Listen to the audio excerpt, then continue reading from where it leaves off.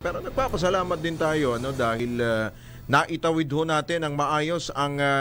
nakaraan pong halalan, ito pong midterm elections. Nagpapasalamat tayo of course, bukod doon sa COMELEC, sa AFP, kay PNP Chief General Romel Marbil, at maraming salamat po dahil po sa inyo pong marami pong mga ipinatupad na reforma at mas naging disiplinado na po ang professional, tumaas po ang moral ng mga lespo at naramdaman po ng komunidad na ligtas po ang publiko at syempre dahil po sa pinaigting po na police visibility, lalo po dito sa Metro Manila, kung inyo po makikita, maraming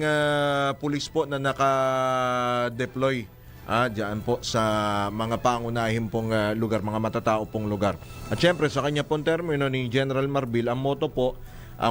niya na sa bagong Pilipinas, ang gusto po ng lespo ay ligtas ka. Yan po ay naging totoo naman po. Samantala,